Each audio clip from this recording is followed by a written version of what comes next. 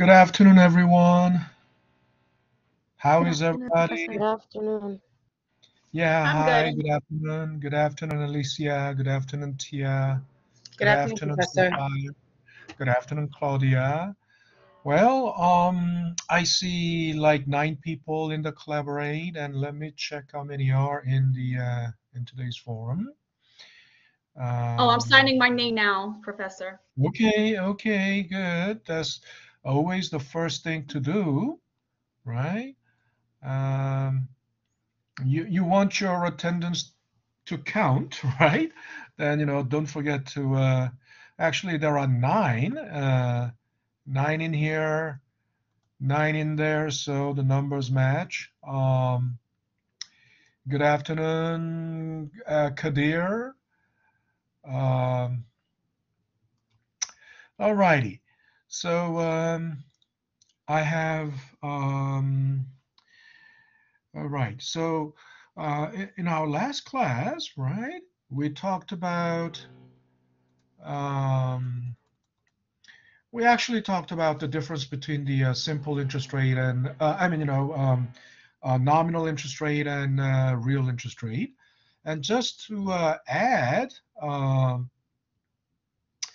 it's not just to add to that, it's not just the interest rate. If you think about it, um, it's also the same thing for, where do I have more space? I think I have a lot of space here. Oops. So if you think about it, um, the way the inflation affects, what the inflation affects is not only the interest rate, but also um, your income. Obviously, your interest is part of your income, but um, the income is, we can measure growth rate in income, right? And we can use G for growth rate. Again, so how do we get? I mean, you can measure your own income if you keep data of your income, annual salary, uh, and you can measure the growth rate in income. But not, because inflation is not just the price increase in just one item, but uh, in it's the sustained increase in price level. Price level means average price of all the goods, right? So, in other words, inflation is not just for one good, it's across the economy, across the entire economy. So, just like that growth rate, it should be also growth rate in income, it should be measured across the entire economy. So then what would be the right number to measure the income in the economy? That's GDP basically. Think about it. GDP is the uh, income of everybody, right? Every company, every entity, right? Every business entity, every individual. Um, in other words, the aggregate, the total of everybody's income throughout the economy.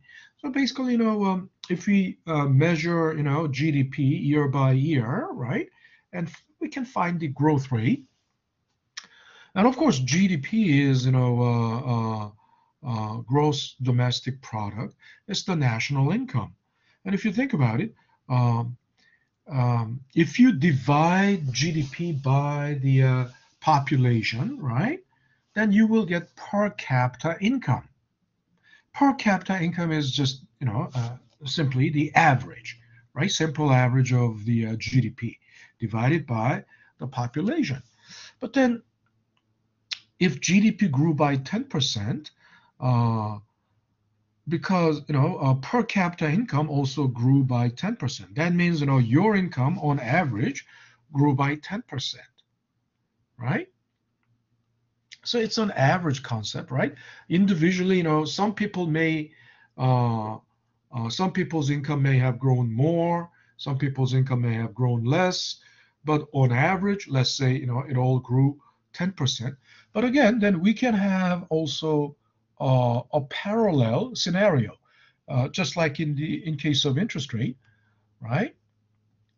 Income growth rate can be greater than or equal to or less than the inflation.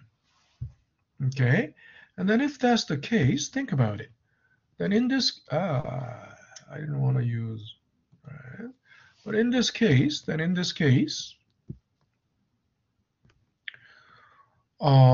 definitely,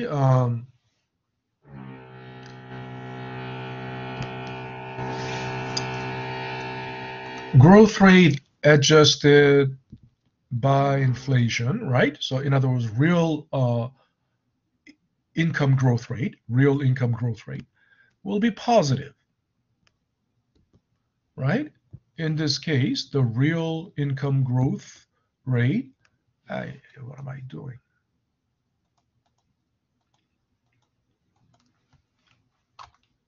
Oh, real income growth rate will be 0. No growth rate, no growth in income. In this case, real income growth rate will be negative, right? And now think about it.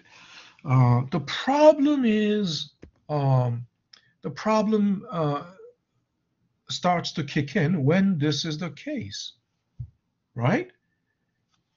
If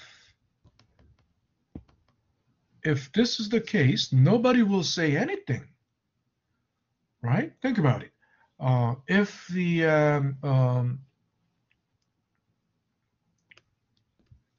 growth rate in income was 10% and inflation was just 5%, right? Everybody will, everybody's still 5% better off than last year. Everybody is, on average, 5% better off. Some people may notice, well, my paycheck increased by 10%, but I can only buy 5% more. Well, some people may notice, but as long as you're better off than last year, then nobody will complain. But this will be the problem, right? If this is the case, then your income grew by, your paycheck grew by 5%, but the inflation was 10%, then although, right, your paycheck, your income really grew, but you're worse off, right? With 5% more paycheck, you cannot buy any, you're worse off. You can't buy any more than last year, not even any more. You can buy about 5% less than last year. Then everybody will cry out. And this is the reality, actually. Have you ever heard what was the inflation in January? Anybody ever heard about what was the inflation in January? Now, in January, the year-on-year inflation, which means January to 2021 to January 2022, the inflation was like 7.5%. I believe it was 7.4. Yeah, but let's say roughly, you must be, yeah, you may be right, but just roughly 7.5, right? And then, do you know what was the wage growth rate in the wages? Anybody? It was purely a coincidence. It must be purely a coincidence, but the wage growth rate was 5.7, right? 5.7. the digits are flipped, right? The digits are switched, but then that's why we had economic. Everybody was, as I said, at the beginning of this semester. I mean, earlier, I said, the economy isn't that bad. The economy has actually, uh, uh, economy is growing. We never had any recession, thanks to the stimulus, check, um, and then uh, uh, the other than because of the supply chain disruption. Um, Actually, in the labor market, um, there is a shortage of labor. I mean, people who are willing, and able-bodied to work all have jobs, but demand for uh, there are more job openings. There are more job openings than the supply of labor. So then obviously the wage increases, right? Of course, increase in any factor price, wage, raw material, um, uh, cost of capital, as all of these go up, then of course, that will fuel the inflation. Um, but as I said, this inflation is both, demand pull and cost push at the same time. Uh, and one reason that there is a short supply of labor is because almost 4.5 million people uh, took early retirement. And it's all because during the pandemic, their asset value, stock market was very good, asset value increased, so they were able to afford early retirement. So almost 4.5 million retired. That gap isn't easily filled. Um, so even though uh, even though we have higher income, uh, the inflation is higher. So that's why we feel the squeeze, right? That's why we feel the squeeze. Of course, uh, con- continued accelerated inflation, uh, uh, you know, um, a continued accelerated inflation is definitely bad because the economy can turn into, slip into a, uh, you know, um, recession again. Because when Federal Reserve raises interest rate, um, it, unless they raise it very gradually, but if they raise it very gradually, then they can't achieve the intended effect. So if ever to cool off the economy, they will raise interest rate. Hopefully not, but drastically. If they raise it too drastically, then it's going to be a disaster. But this is what um, this is what it is. So basically, the interest rate has behaved over the last almost 2 decades. Start since the beginning of 2000, year 2000. Interest rate was relatively very low in the early 2000s. And so when we talk about the interest rate, um, um, there are many layers of interest rate, many layers. So we have to focus on the benchmark interest rate. And what's the benchmark interest rate? The benchmark interest rate for short-term interest rate is Fed funds rate, federal funds market rate, and the benchmark for long-term interest rate is 10-year Treasury bill, Treasury note, 10-year Treasury note. Okay, and then sometimes this can get some people misunderstand that because the name is Fed funds rate. Uh, which stands for Federal Funds Market Rate.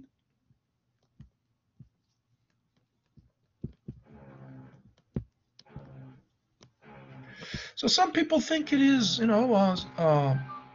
under the control of Federal Reserve. No, actually, federal funds market is a marketplace, okay, where it's of course online. It's online where commercial banks borrow from and lend to each other, right? They borrow from. So it's the uh, market for commercial banks, right? So it has nothing to do with Federal Reserve. I mean, the Fed funds market by itself is simply a online marketplace where commercial banks borrow uh, and lend to each other, borrow from it. So because the name is federal, but think about it. Just because they have name like federal something, it doesn't mean it is government. Um, the Federal Reserve itself is not part of the government, but it doesn't mean it is under Federal Reserve. For example, FedEx. What's FedEx? It's Federal Express, right? And just because the name is in there, the word federal is in there, it doesn't make FedEx a state or a state-owned company, right? It's basically, a privately owned. It would be publicly owned, but what I'm saying is, not state-owned. But they can use the term. Uh, and then the reason it is Fed funds rate is because commercial banks are in this market on federal level. In other words, from every state, all the banks meet here to shop for funds. Okay, so that means Fed funds rate is the bottom line because it's the banks, commercial banks.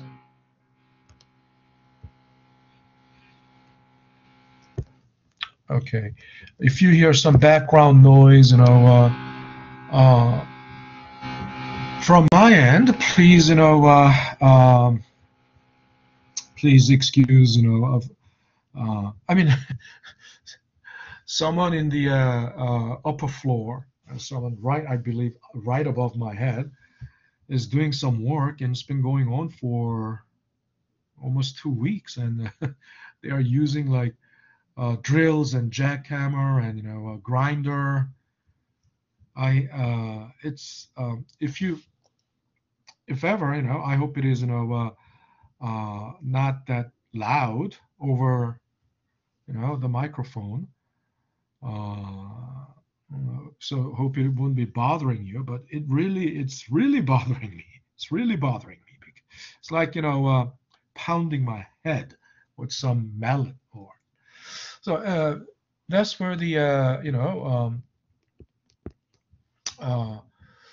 so it's intra industry, right? They are basically the transaction is happening within the industry, right? Borrowing and lending is happening within the industry. So it's intra-industry. So obviously the rate has to be the lowest. I mean, obviously when banks borrow from each other, right, then it should be lower than when the banks lend to an individual or to a business. So that's why it's the bottom line of all interest rates, and all interest rates basically, all lending rates build build upon this Fed funds rate. What I'm saying is so currently Fed funds rate currently it's still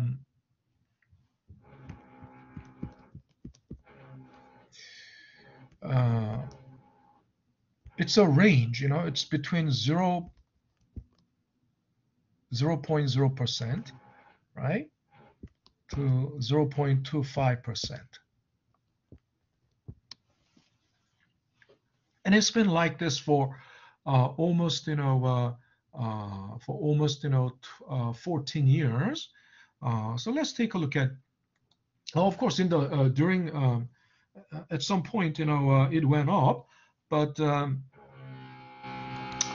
look, how do I get rid of? Let me, yeah, then.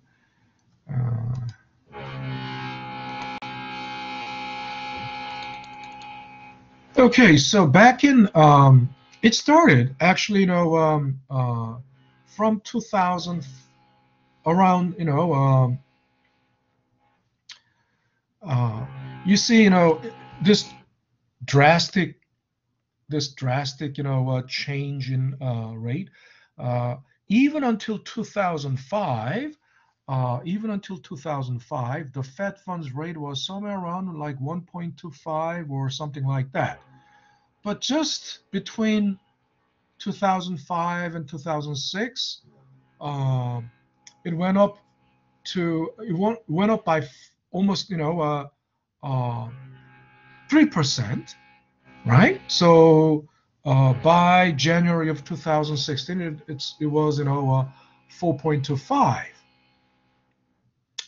and then 2007 it went up to a 5.25, so almost like four four percentage point 4 percentage point over like 2 years. And in early 2000s, as I said, and I probably talked about this before, the housing boom started in early 2000s. And and thanks to the low interest rate, and until like 2004 or 5, Alan Greenspan was the chair of the Federal Reserve, and Alan Greenspan had been the chair of Federal Reserve for almost 2 decades. And then in 2005, Ben Bernanke came in. Ben Bernanke also served 2 terms. He served 2 terms, and so he served almost like 8 years, or 8 years, I believe, 8 years. And then,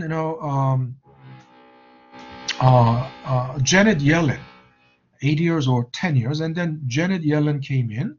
She served 1 term, and after that, now is Gerald. What was his? Jerome Powell? Jerome Powell. Yes, Jerome Powell. Yeah. And who was that? Who said that? Tia? Tia. Yeah, Tia. Tia, you got 0.5 for. Today is what? 17, right? And section 1401. Okay, Tia, you got 0.5 for that. Yeah, Jerome Powell has already, he's in his 2nd term already. Jerome. Tia, you have a question? Do you have a question, Tia? Oh, this was way before I had my hand up when you was talking about inflation. You said that 7.5 is okay, but I heard that 2% is normal.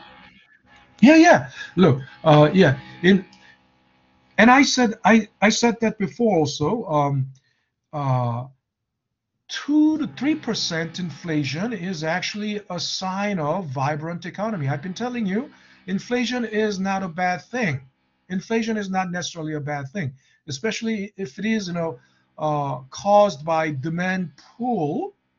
If it is a demand pull inflation, demand pull inflation is what? Demand pull inflation is, a very strong inflation caused by strong demand. And if the demand is strong, it will push up the price. Okay. And the demand pull inflation is, what gives, it's a sign of the growing economy. It's a sign of vibrant economy, right? So inflation is not necessarily a bad thing. But then, what is acceptable inflation. What's the acceptable level of inflation? As I said, about 2 to 3% inflation is considered moderate, and that's Federal Reserve's target inflation level. That's target inflation level was uh, has always been about 2 to 3%. That's what I also said. That's what I also talked about at the beginning. Look, what is again, even if inflation is 5% or 7%, if the growth rate in income growth rate is 10%, it's not a bad deal, right? Everything is 5% more expensive, but your paycheck is 10% greater, then no problem. Actually, this is, the kind of economic growth we want. Of course, we don't need to have 5% inflation to have real economic growth. But think about it. Even if we have like 3% inflation, because U.S. economy doesn't grow like 10%, U.S. economy grows most likely by about 5% at best, right? The size of the um, uh, with the size of economy like U.S. economy, 5% growth is already very good. Think about it. U.S. economy GDP as of 2021 is just an estimate because I know in 2020 21 it was in 2020 it was 21 trillion. So in 2021 it must have been at least something like um, uh, 22 trillion, right? So uh, growing by 1 trillion already is out of 20 trillion, it's slightly less than, it's slightly about 5%, but growing by 1 trillion is a huge thing uh, for $20 trillion economy, right? um, there aren't that many countries that have GDP greater than 1 trillion, right? Only about a dozen countries, only about probably 12 to 15 countries have uh, GDP above 1 trillion. So normally this is what Federal Reserve wants, right? If the inflation is 2%, then we have 3% real growth, right? This is what Federal Reserve wants. Normal, as their uh, so Fed funds rate has always been, okay. So um, since 2000s, it was about 1.25, even around 2005, and then uh, after Ben Bernanke came into Federal Reserve, then he raised the interest rate over just 2 years, by about 4 percentage point. And why did he raise interest rate by that much? That was a drastic increase, drastic change, like 4% in over 2 years. Um, but because by around 2006, then there was a 2005 2006 there was a uh, growing concern about um, inflation, growing concern about inflation. So to cool off the inflation, they have to squeeze the money supply. They have to cut down on money supply. So they to cut down on money supply, to reduce money supply, uh, uh, interest rate. They have to raise the interest rate, because when interest rate is high, then it becomes difficult to borrow. It's more burdensome to borrow. So uh, and then but they raised it too drastically, and that coupled with the housing market crash, right? Uh, then the financial crisis ensued. So, uh, and the economy went into a deep recession. Oh, so they had to lower the interest rate to stimulate the economy. And since 2009, right, it's been, like held almost for 10, almost a decade at like, 0 to 0.25. But then uh, by 2018, 17 and 18, the economy uh, the recovery took a decade. Recovery took a decade, but the economy was um, the economy recovered sufficiently by 2018. So they raised the uh, uh, Fed funds rate to even 2.5%.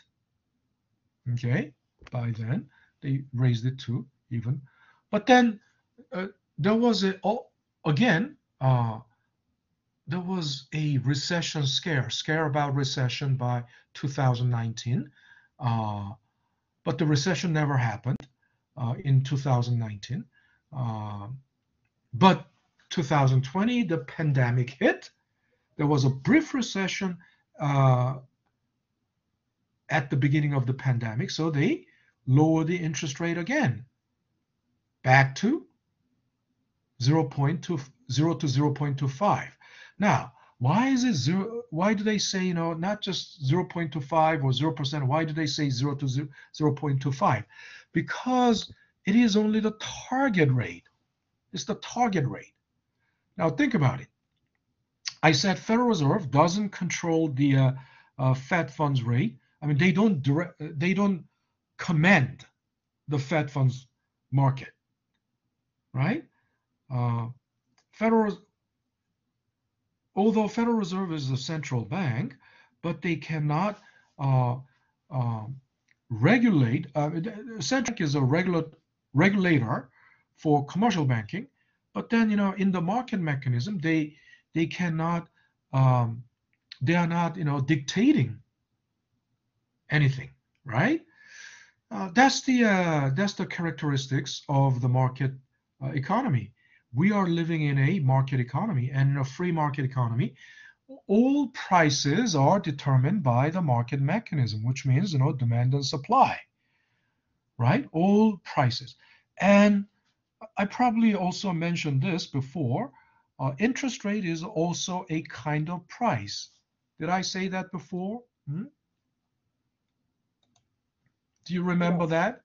Yeah, interest rate is also a kind of price because it's the uh yeah interest rate is also a kind of a price, and it's the price for borrowing money, right? If you think about it, it's the price for borrowing money.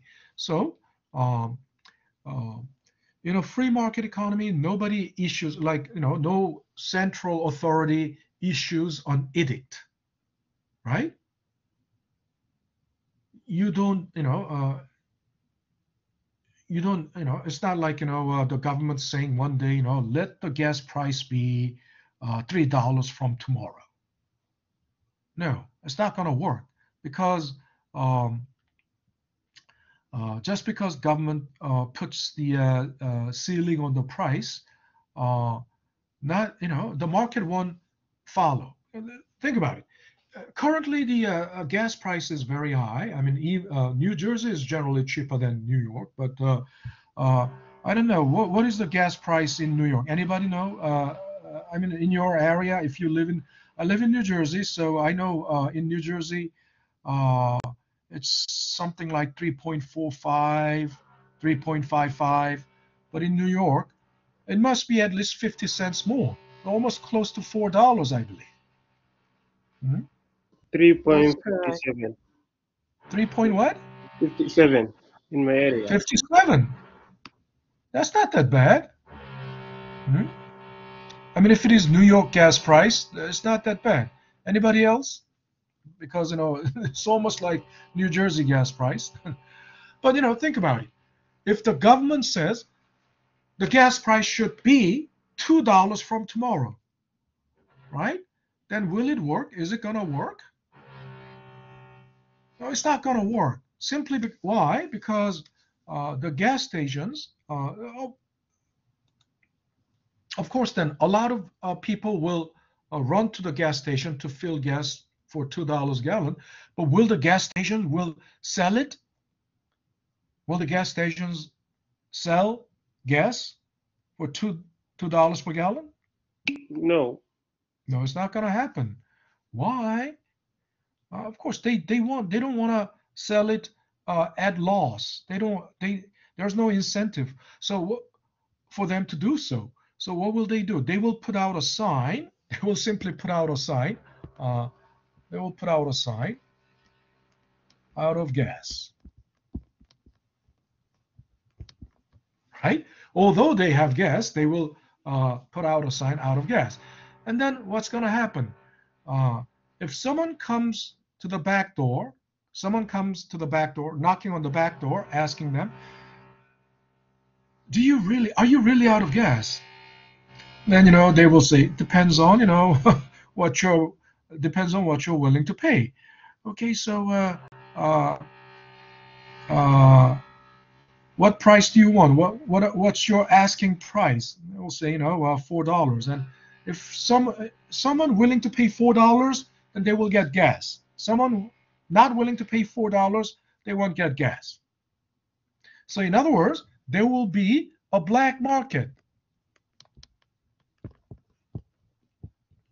Right?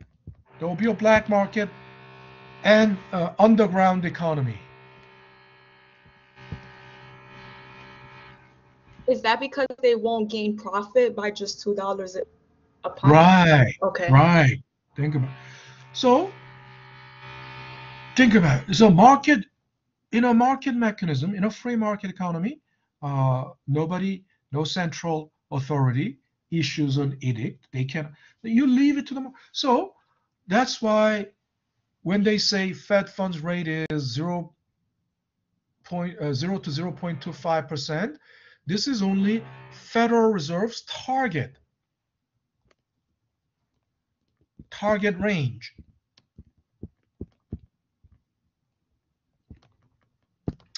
And then they will work through the market mechanism. They will work through the market mechanism to bring the actual market rate close to their target. So every day the rate will be somewhere. It's not going to be 0.25 or 0%, somewhere 0.1, 0.15 or 0.2, or right. So then that market mechanism, right? Again, that market mechanism is called open market operation. Okay, and what's open market operation? Open market means, first of all, bond market, and open means it's open to anybody. Anybody means any individual or institutional. Of course, institutional investors are the bigger portion of the market, right? They can mobilize more capital, much greater capital than individual or institutional, domestic or foreign. So any foreign investor, any domestic investor, individual or institutional, they can buy bonds in the market. And then next question is, what is a bond? So bond is a debt instrument. So that means a bond is a borrowing debt, right? Debt instrument with standardized features, so it can be easily traded in the market. So then who is borrowing? There are three entities in the bond market that sell bonds. By selling bonds, they borrow money, right? By buying bonds, you're giving a loan to that seller. The issuer of the bond, three entities. One is, federal government, right? So here, depending on who is the issuer, right?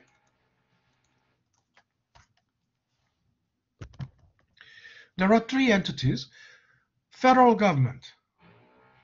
Now, the Treasury Department, U.S. Treasury Department, is the financing arm, financing window for U.S. federal government, right?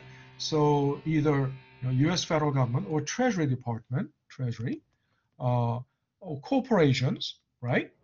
Corporations. The third one I didn't throw in there, but the third one is the municipal government. Municipal government meaning state governments or local governments, right? That's municipal governments. I didn't throw it in there. And also depending on the maturity of the bond, it can be classified as short term and long term. It's just short term and long term. I mean, I also made this is my own personal definition, very long term. But actually it's just long term. But the reason that I did that, look, depending on the maturity, short term means between the line between short term and long term in finance and accounting is 1 year, and we already talked about this because we talked about money market and capital market. What's the difference between money market and capital market?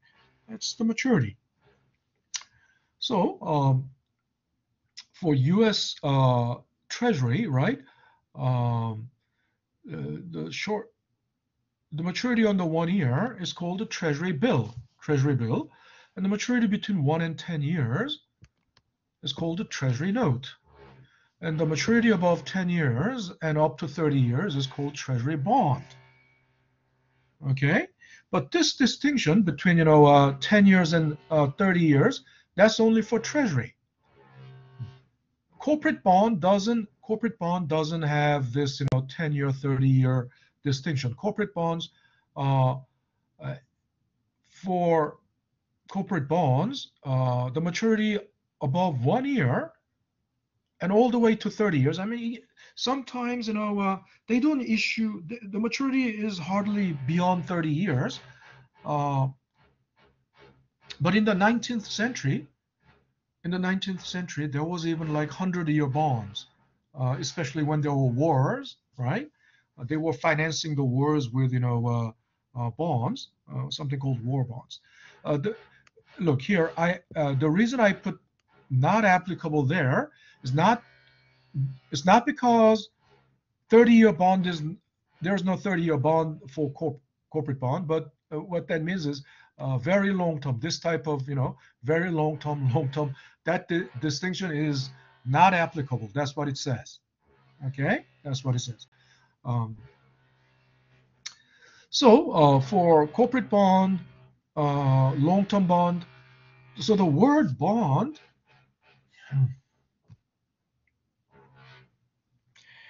okay, I'm even shouting, I'm shouting on top of my voice because of this, noise, and I'm getting exhausted. So the bond is the term that's reserved only for the long-term debt instrument. For corporations, right, short-term bond is called commercial paper. So the standardized features, as I said, the standardized features is so first of all, bonds all have face value of $1,000, right? Bonds all have face value of $1,000. So if you buy one bond, do you pay $1,000? No. That's just the face value. Meaning that's what you receive at maturity. That's what you receive at maturity. Okay? So if the bond is a 10-year bond, 10 years later, you will receive $1,000 at maturity. So that's also called maturity value, also called par value. Par. That's the par value of the bond. Why is it called par value? Because the selling price, actually, so when you buy a bond, I told you, I said you don't pay $1,000. You pay something slightly higher or slightly lower than $1,000, right?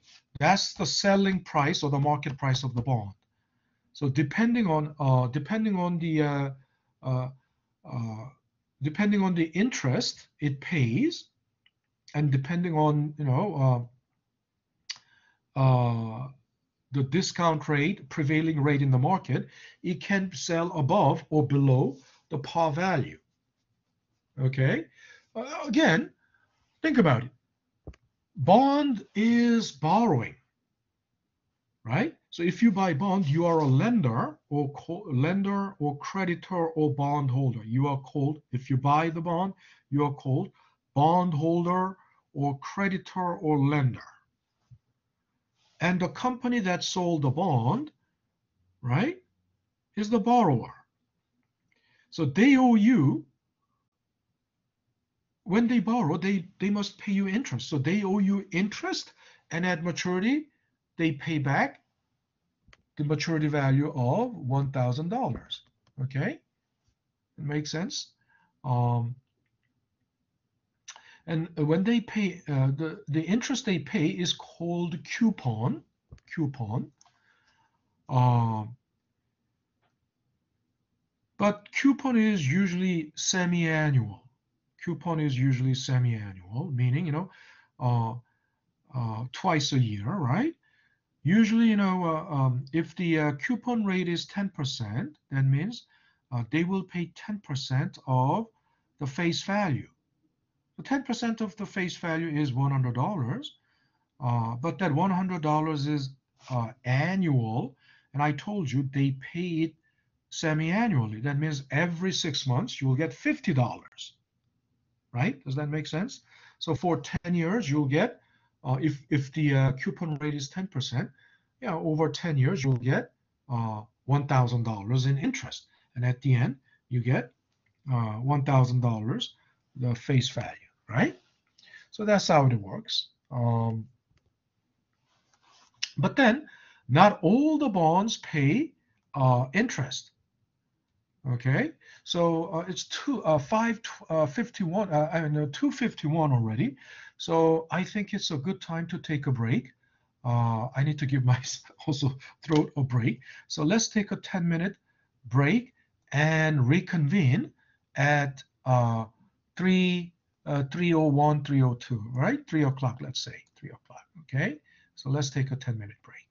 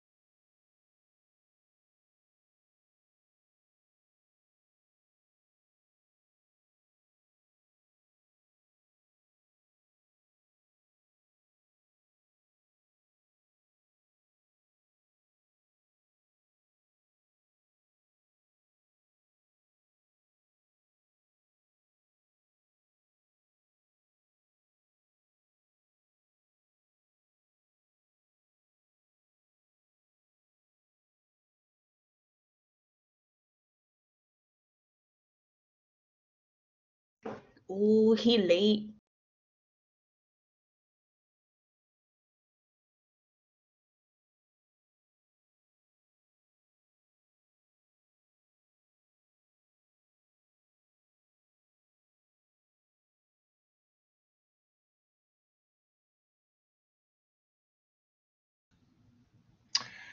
All right, we're back. We're back.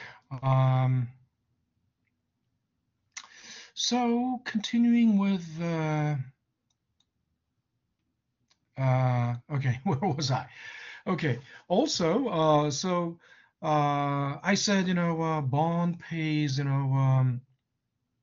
because bond is a debt, it's borrowing. Bond pays uh, interest, but some bonds don't pay interest. Okay. How? You might wonder, if bond is a debt, it's a borrowing, it's a loan.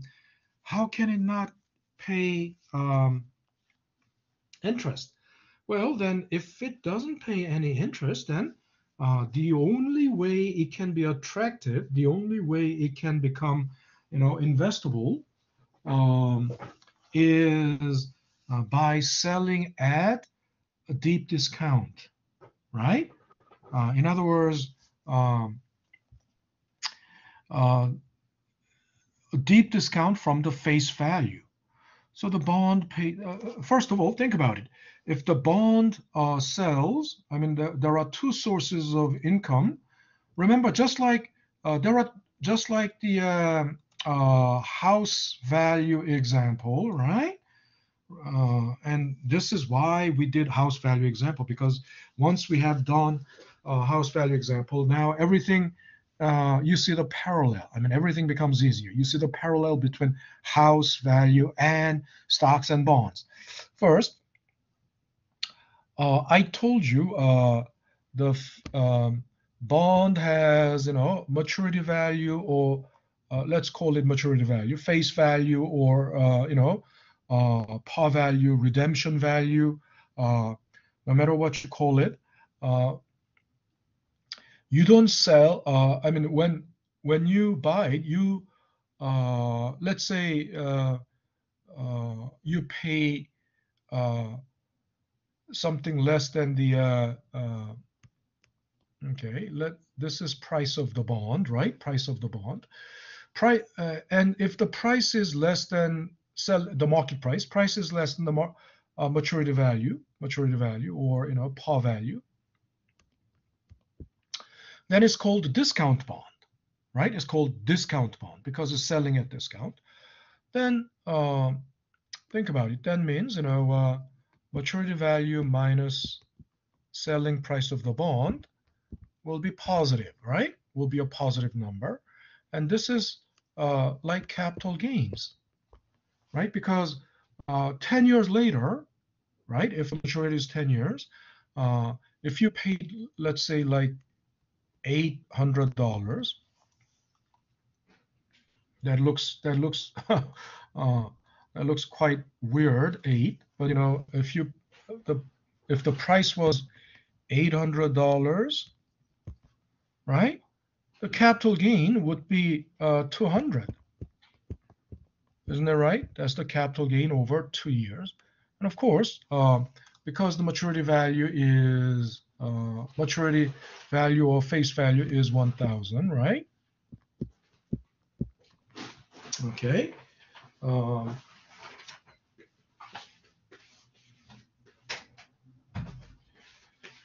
and the coupon bond, means, coupon is interest. So coupon bond is the bond that pays interest, right? There will be interest. So think about it. Just like the house value example, the interest or coupon, sum of all the coupons, right? Right? Whatever that may be. So it's like the rent in scenario two. Remember in scenario two, right? You don't have only capital gains or capital loss, but you also have cash flow, which is the rent, right? Rental income, right? So it works exactly in the same way, right? On the other end, if the selling price is greater than face value or the maturity value, then there will be capital loss, but there will still be, coupons, right? So coupon bonds pay interest, but I also said, there are zero coupon bonds. Zero coupon means they don't pay any interest, but then they have to sell at very deep discount. Otherwise, there's no merit. There's no merit in such a bond, right? So usually the zero coupon bonds, for one example, and usually Treasury sells zero coupon bond, and zero coupon bonds sell at deep discount, like this difference. In other words, will be almost so this would be like $500, 500, and of course at maturity you get 1,000, and it's usually 30-year bond, 30-year. So that means the holding period return, right? The return over the entire holding period of 30 years is 100%. Will be 100% because from 500 to so if you are, if this sounds like a good return, if you annualize this, then you will know. If you annualize this, think about it. So how do we annualize this? But usually 100% over 30 years, maybe 100% over 10 years is already very good. It's good. 100% over 30 years, then maybe not very attractive, but so that's why we know how to annualize. So it's 1 plus GI, right?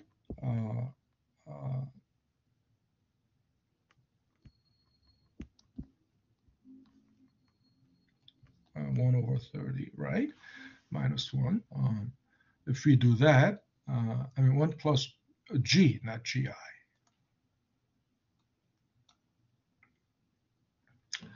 And this is, in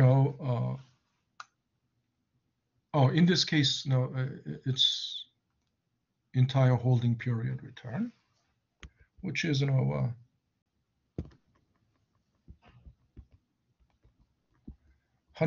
So this will be 2 raised to 1 over 30 minus 1. We'll see.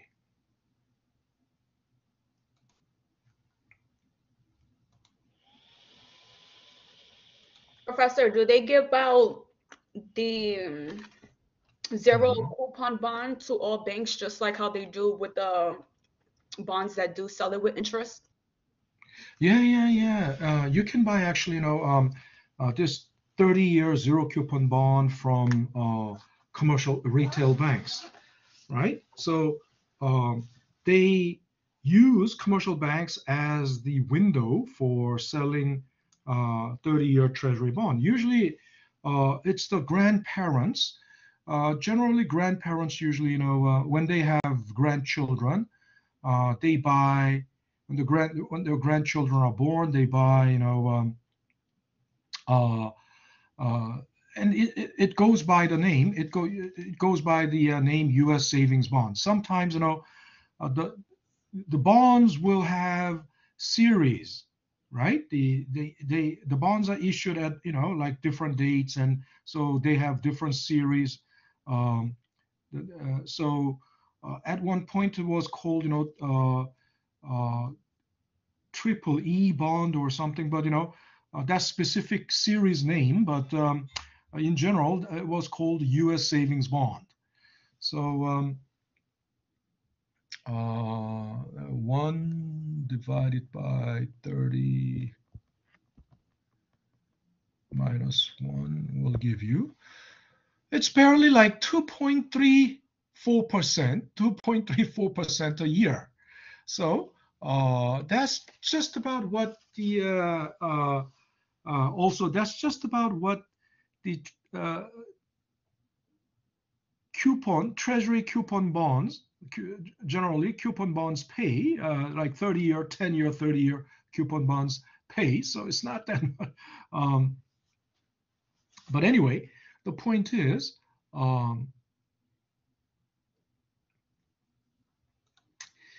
the coupon bonds pay interest. Zero coupon bonds don't pay any interest. And then I told you sometimes selling price is above the par value.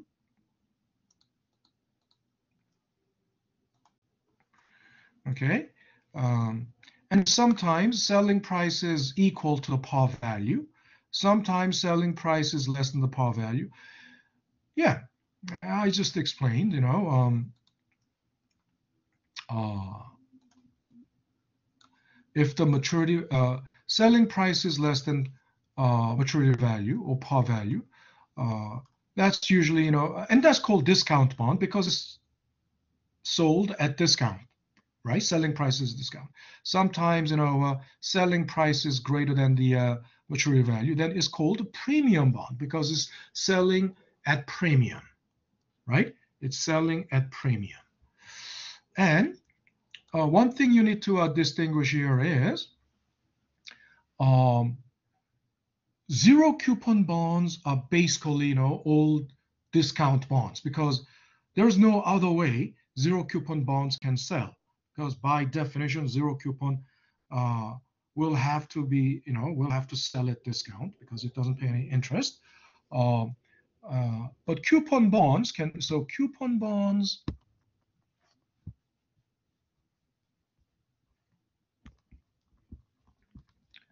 can be either premium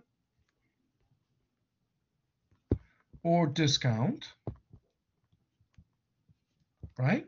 Coupon bond can be either premium or discount, but zero coupon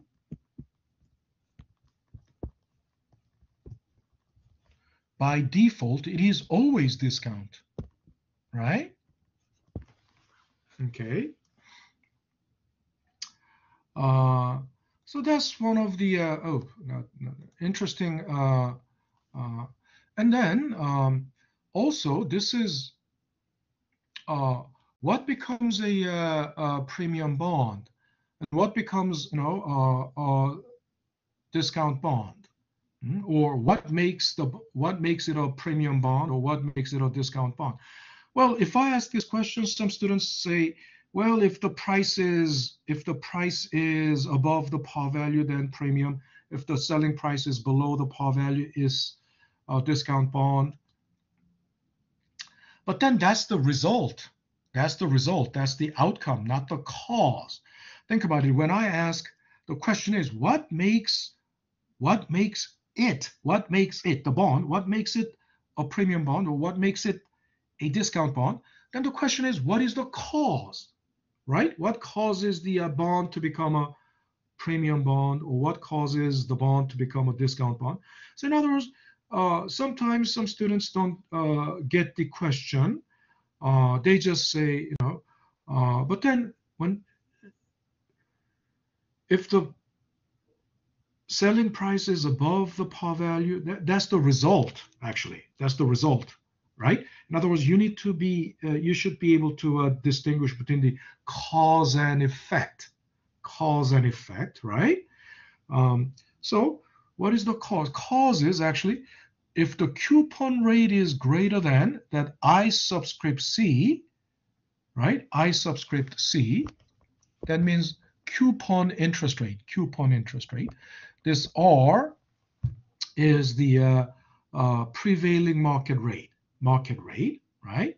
So you need to be flexible about the symbols, because previously I used I for nominal interest rate and R for real interest rate, right?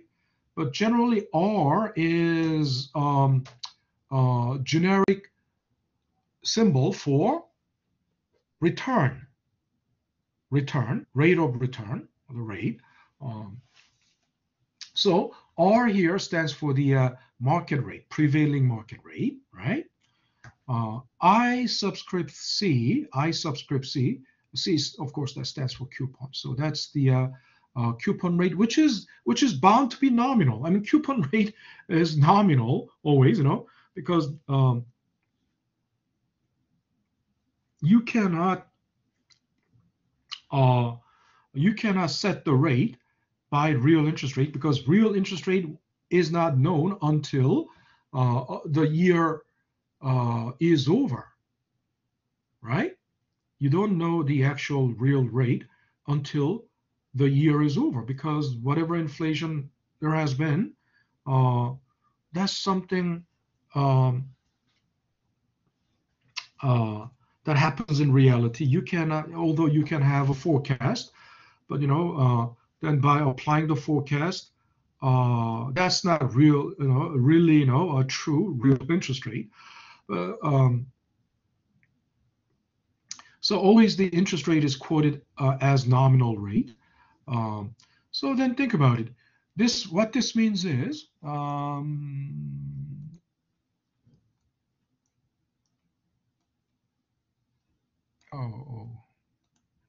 me move it to the right. So think about it. What becomes the premium bond? The bond with the coupon rate that is greater than the prevailing market rate. What becomes, discount? The bond with, why am I doing pi? It's not pi.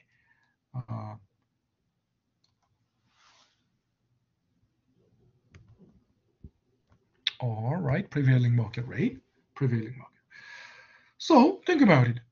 If the bond pays like 10% interest, while prevailing market interest rate is 5%, then think about it. Isn't it obvious?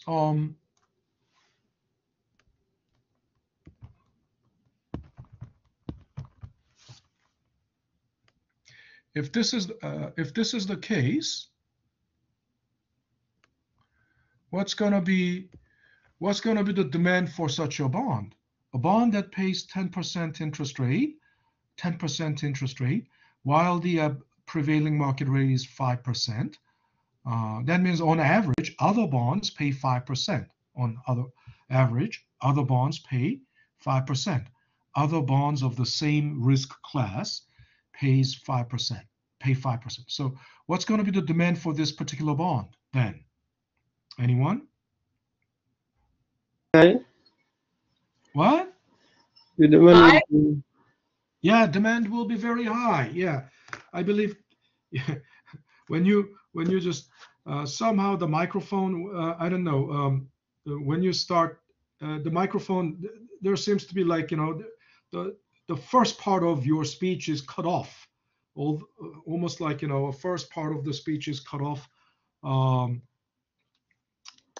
by microphone. It sounds like two people said hi. So I think one is Tia, right?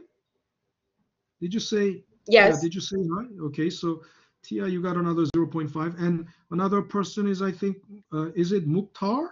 yes. Who said that? Okay, so give me your name so I can give you the credit. Okay, Mukhtar, you got 0. Yeah, of course.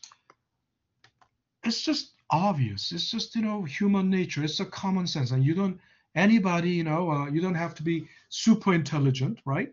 It's just a simple, straightforward rationality, right? Demand for this bond will be very high. right? Then high demand will push up the price. It's only natural. A high demand pushes up the price, and so that's why it goes above par value. On the other hand, if this is the bond pays 5%, and the on average other bonds pay 10%, what's going to be the demand for such a bond? They're not going to want. They're not going to want it. So what's going to be the price for that? What's going to happen to the price? Huh? It's going to go up. The price will go up? The price will be low. Down. Yeah, the price should go down, right? In this case, the price of the bond should go up. In this case, the price of the bond should go down, right? This will be a very unpopular bond, right? People can do better by investing in other bonds, right? Because on average they pay 10%. Nobody will buy this bond. Nobody will want it. The price will go down, right? It's just a straightforward, rational action, right? So that's why this is going to be something like that will become a discount bond. Okay, now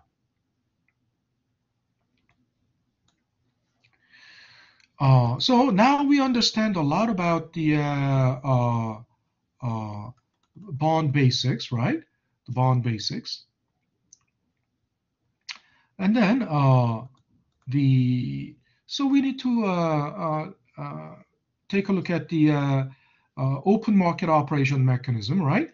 So I said, open market operation is basically what Federal Reserve does to engage in the bond market, and the goal is to influence the Fed funds rate, actual Fed funds rate, the market rate, to come close to the target range. So what do they do? So let's take a look at the, let's take a zero coupon US Treasury 30-year zero coupon bond, for example. Okay, and we understand zero coupon bond will have to sell below its par value or face value, right? And then PT, P subscript T, that stands for price of the Treasury. Okay, piece, and of course we know it is a discount bond, right? And this difference, right? Face value minus selling price, this will be a positive number, and we know it is $500, right? I mean, normally 30-year zero coupon US Treasury bond sells for about $500. So that difference is called bond discount. It's called bond discount, right? Oops.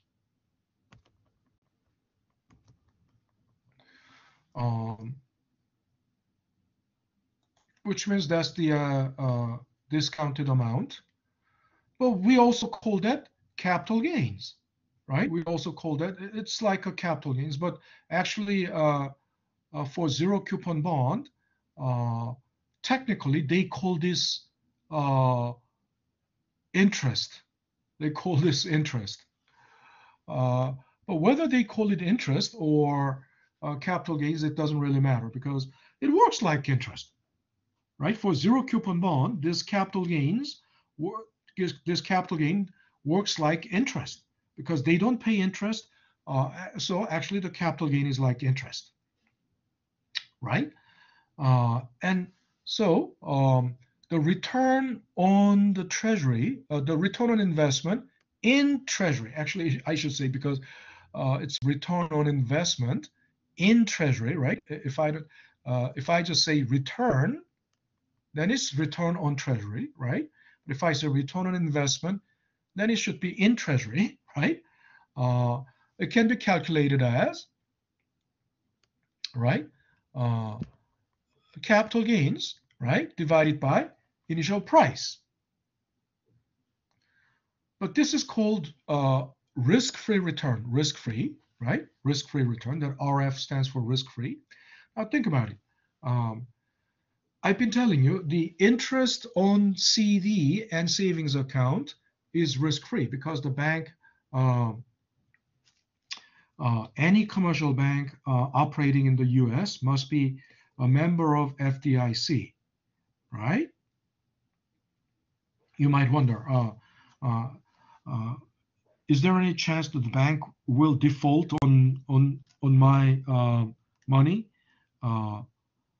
Yes, sometimes the banks can default. Sometimes the banks can go bankrupt, but um, all the commercial banks in the U.S. must become a member of FDIC. What's an FDIC? FDIC is Federal Deposit Corporation, Federal Deposit Insurance Corporation. I must have mentioned it somewhere here.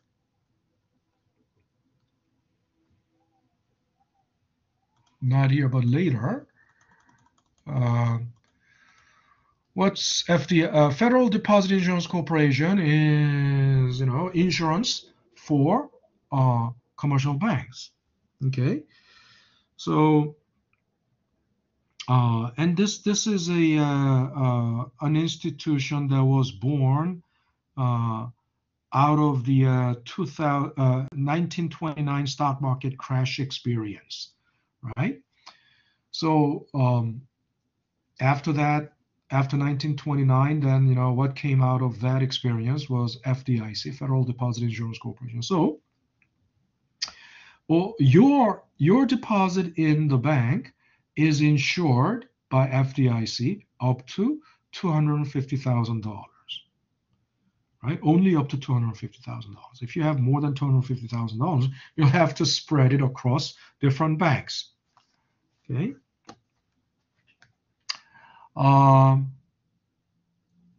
So bank interest is risk-free, I told you. Certificate of deposit, CDs, risk-free. Another thing that is risk-free is U.S. Treasury. Why? U.S. Treasury is the safest borrower in the world. That means U.S. federal government is the safest borrower in the world. Why? Think about it. What is the if you borrow money, if you have a loan, what is the source to pay back? What's the source of funds to pay back? When you borrow money, what's the source of funds to pay back? Income? Your income, yes, of course. Was that Mukhtar? Was it Mukhtar? Yeah. Okay. So you got another 0.5. Yes, of course. When you borrow, if you have a loan, your income is the source to pay back. And for governments, what's the source of their income? For any government, source of their income is what? No one? Let's say What's, taxes. Tax what? people, like the tax we pay, that's the source of. Yeah, taxes, yeah? Isn't that right? Mukhtar, you got another 0.5. Yes, taxes, right? Government's source of income is basically taxes, right? And then think about it. Isn't tax some percentage of your income? Tax is always some percentage of everybody's income, not only individuals, but businesses, right? And on aggregate level, in other words, if we aggregate all of this, if we aggregate everybody's income in this economy, what is that called? GDP? Yeah, it's called Yeah, I was gonna say GDP. GDP. Yeah. It's called GDP. Every individual's, every business's, right? Every individual and business's income, if we aggregate all of it across the entire economy, that's called GDP. That's national income, gross domestic product, right? So, in other words, the tax is some percentage of the GDP, a certain percentage of the GDP. Okay? Professor, may I ask if the greater the GDP is in a country, the lower the GDP per capita is? No, not necessarily. Why? Think about it. The greater the GDP, Because right? I figure like And the greater GDP, the greater the population. So like the more the population, the oh less yeah, if the GDP per population is capita. great, look, yeah, of course. But then think about it. You have to, if we have, let's say, two economies, and these two economies have the same GDP. If two economies have the same GDP, and then is the factor that will determine per capita income will be the population. But no two economies would have same GDP. I mean, of course, and no two economies would have same population. I mean, if they have same GDP, same population, same per capita income. Yes, of course. But then the greater the GDP, and if the depending on the population. Now U.S. has I told you 2021 the estimate is like 22 trillion. Then what's the population of U.S.? Um, Are uh, we caught up with only China? about huh? What? Are we caught up with China, or I think China surpassed us? No, not at all. Why? First of all, think about it. GDP of the US is about 22 trillion, and then population of the US. The population of the US is what? Doesn't anybody know the population of Like 5 US? billion? 5 billion US? No way. No way. Just look up some sources. Maybe I'm Only saying the about world. I'm sorry. what? I believe I'm it's saying that in the 332 world. Yeah, million. 300 million. 300 million. Yeah. Only about 300 million. So just as some trivia knowledge, right? As some trivia knowledge, people, it's about 300 million. So think about it, 22 trillion. Where is the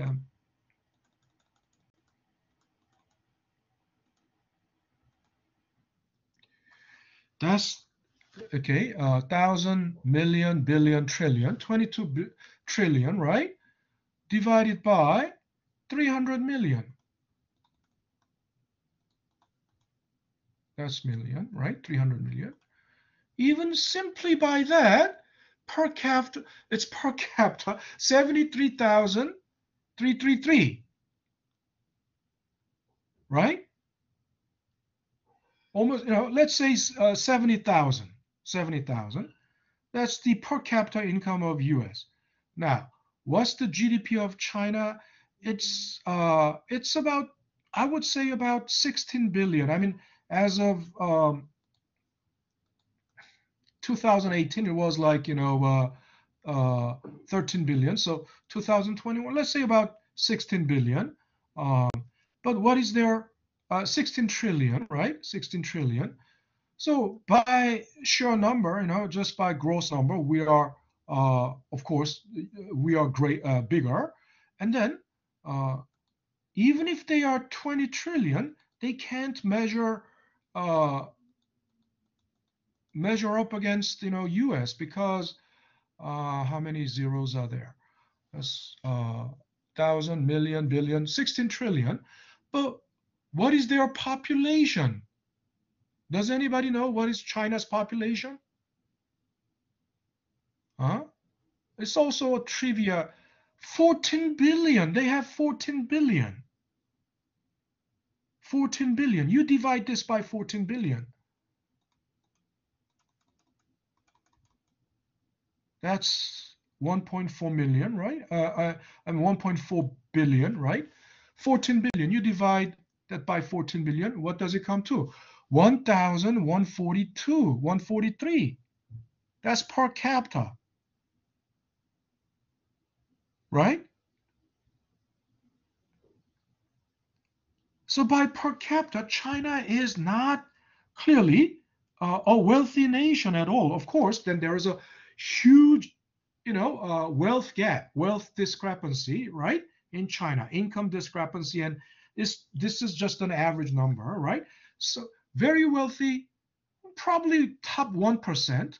Top 1% of 14 billion is still 1.4 billion. So I don't think it is, I mean, not 14 billion, but 1.4, 140 million. So I don't think it is even top 1%, probably top 0.01%.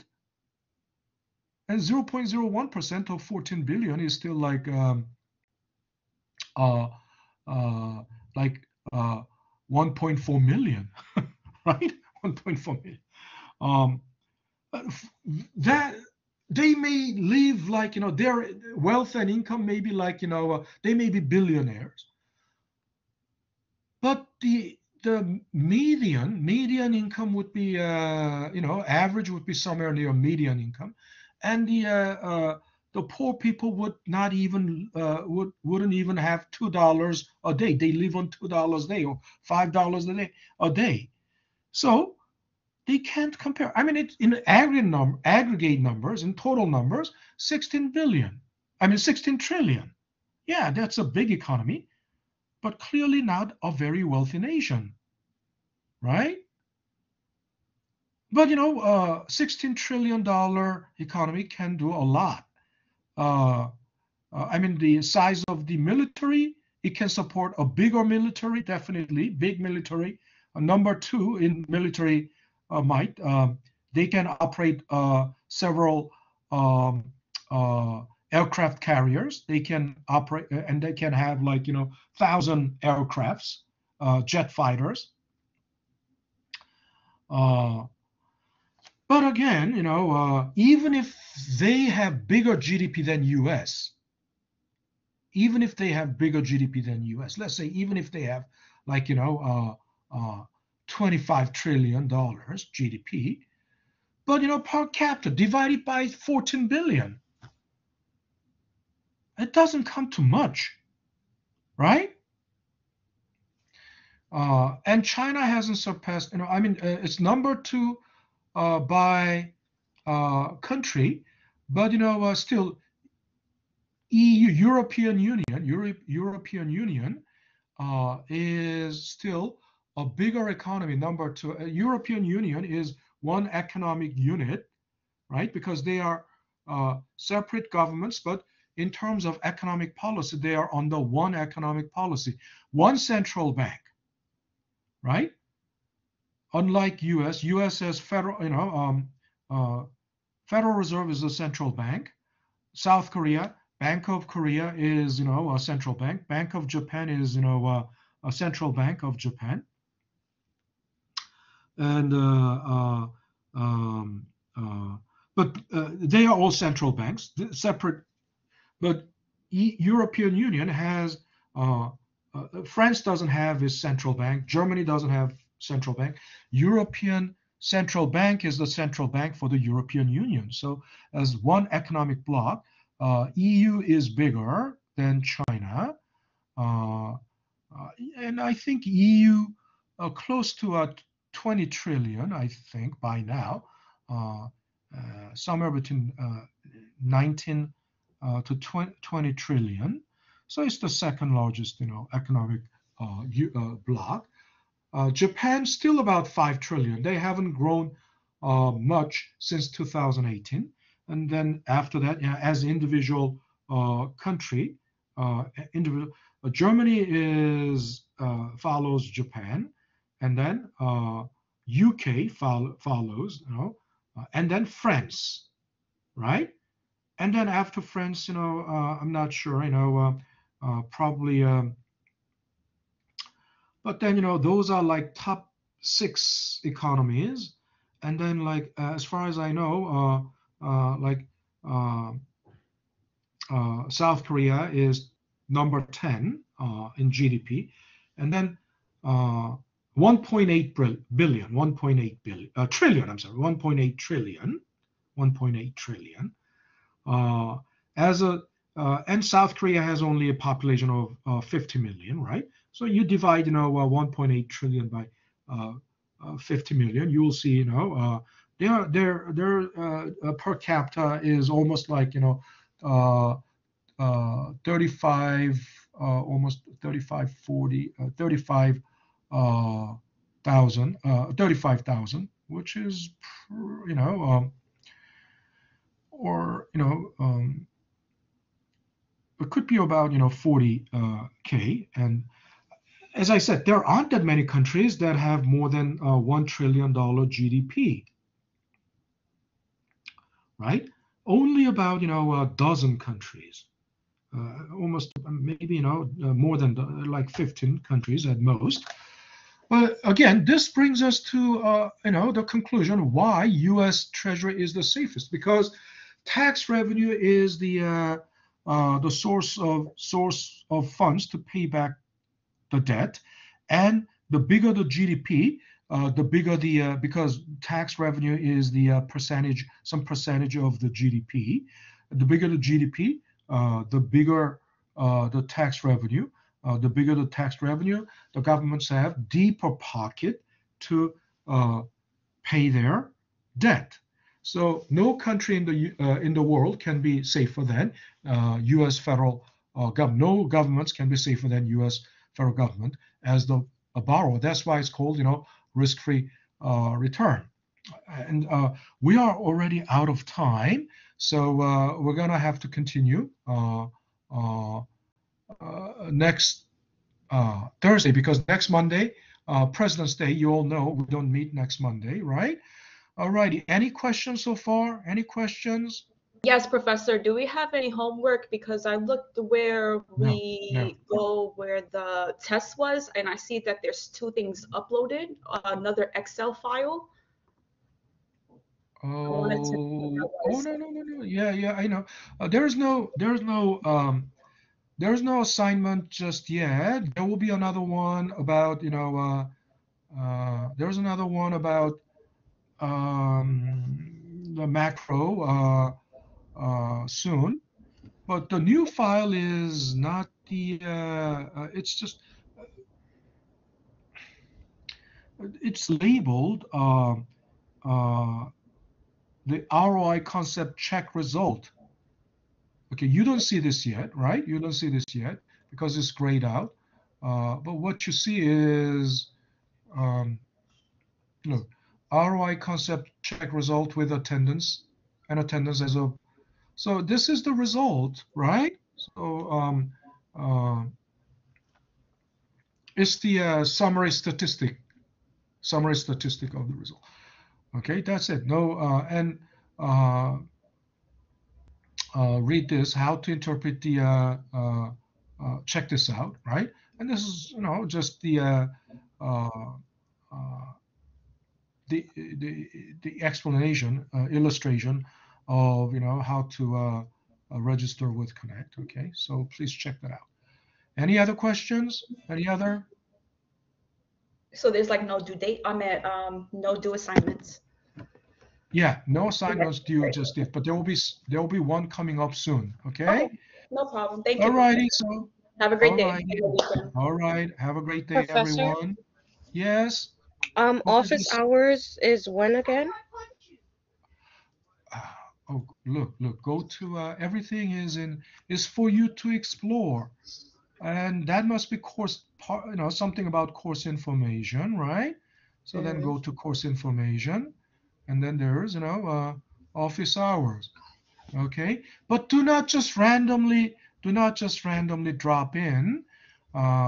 Please, you need to schedule it. So send email, right, in advance to schedule an appointment, because I would like, if I have 2 hour office hour, right, 2 hour office hour, then I would like to schedule like at least like 4 people, right? I would like to fit 4 people into those 4 hours, so that each one gets 30 minutes. Each person gets like 30 minutes, right?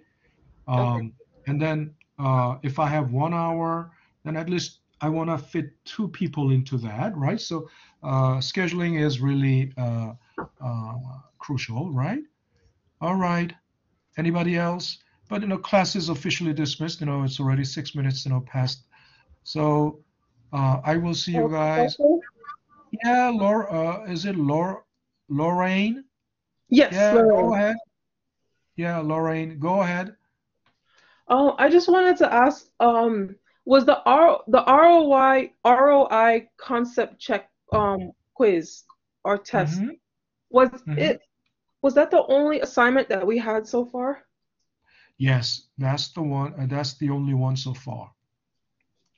There will be another one. There will be another one. You don't see it yet, but I have already scheduled it, so you're gonna have it soon. Okay, so we just have to it's just to study the video and the Right, textbook. right, right. Stay ahead of the game. The videos are assigned in advance, so watch those videos in advance and stay ahead of the game. Okay? Thank you. All righty. All right. So I'll stop sharing. Have a great afternoon, everyone. Stop sharing and stop recording and sign out. Have a good day.